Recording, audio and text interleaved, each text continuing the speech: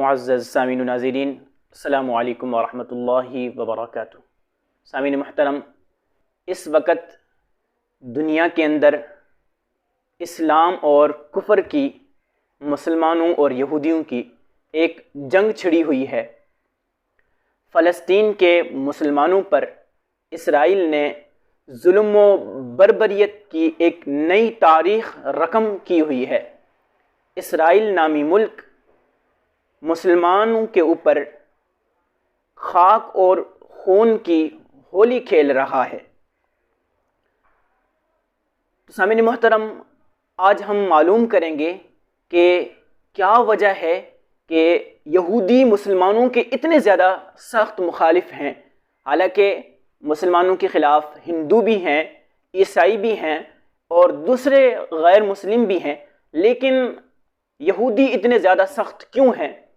تو اس کے لیے ہم قرآن اور حدیث کی طرف جائیں گے۔ تو سامعین محترم، قرآن پاک کے اندر اللہ رب العزت نے ارشاد فرمایا، لَتَجِدَنَّ أَشَدَّ النَّاسِ عَدَاوَةً لِلَّذِينَ آمَنُوا الْيَهُودَ، ضرور آپ پائیں گے یہودیوں کو سب سے زیادہ مسلمانوں سے عداوت کرنے والے، یعنی مسلمانوں سے سب سے زیادہ جو عداوت اور بغض رکھتے ہیں وہ یہود ہیں۔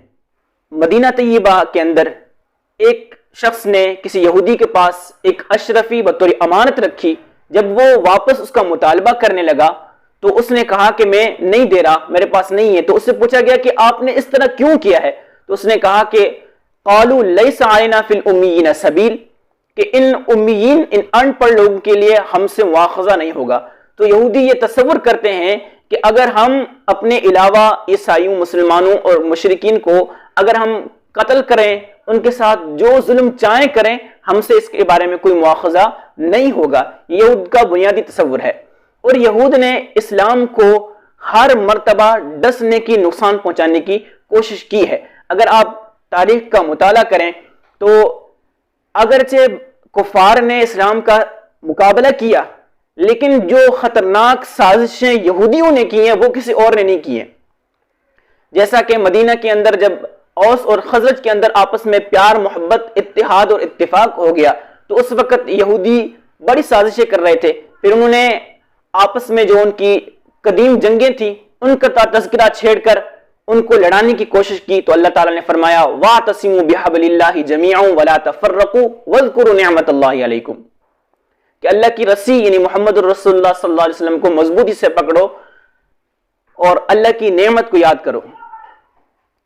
اور اسی طرح قرآن پاک کے اندر اللہ رب العزت نے فرمایا وَقَالَتْ طَائِفَةٌ مِّنْ أَهْلِ الْكِتَابِ آمِنُوا بِالَّذِي أُنزِلَ عَلَى الَّذِينَ آمَنُوا وَجْهَ النَّهَارِ وَاكْفُرُوا آخِرَهُ، کہ اہل کتاب نے آپس میں ایک سازش رچی کہ ہم مل کے اسلام میں داخل ہوتے ہیں بہت سارے، پھر شام کو سارے کے سارے مرتد ہو جائیں گے، تو ہمیں دیکھ کے اور لوگ بھی اسلام سے نکل آئیں گے، اور جو نئے داخل ہونے والے ہوں گے وہ بھی بدظن ہو جائیں گے۔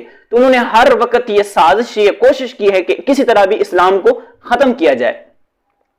تو سامعین محترم، یہ تو یہودیوں کی عداوت قرآن اور حدیث سے ظاہر تھی، لیکن کچھ لوگ کہہ رہے ہیں کہ اسرائیل مرد آباد نہ کہو، کیونکہ اسرائیل حضرت یعقوب علیہ السلام کا نام ہے۔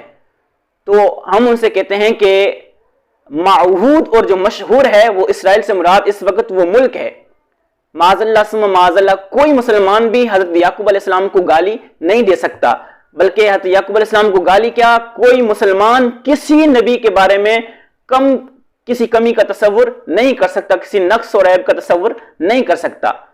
وہ کہتے نہیں آپ اس کی جگہ کچھ اور کہو، تو ہم پوچھتے ہیں کہ پھر اسرائیل کی جگہ ہم کیا بولیں؟ تو وہ کہتے ہیں کہ اگر لعنت و ملامت کرنی ہے تو تم بنی اسرائیل بولو۔ تو ہم ان سے پوچھتے ہیں کہ اگر ہم بنی اسرائیل بولیں تو کیا اسرائیل اگر بولا جائے تو صرف ایک نبی مراد ہوتا ہے، حضرت یعقوب علیہ السلام؟ اگر بنی اسرائیل بولیں تو اس میں تو سینکڑوں نبی ہیں، متعدد انبیاء ہیں، تو پھر وہ بھی تو اس میں شامل ہو جائیں گے۔ تو پھر دوسری بات ہم یہ کرتے ہیں کہ جو معہود وہ مشہور ہوتا ہے پھر وہی مراد ہوتا ہے، اس سے علاوہ کوئی اور مراد نہیں ہوتا۔ اسی لیے ہمارا جب ہم اسرائیل بولتے ہیں، اسرائیل مرد آباد، تو اس سے مراد ہماری اسرائیل جو ملک ہے اس وقت جو یہودی ہیں وہ ہوتا ہے، معاذ اللہ ثم معاذ اللہ حضرت یعقوب علیہ السلام نہیں ہوتا۔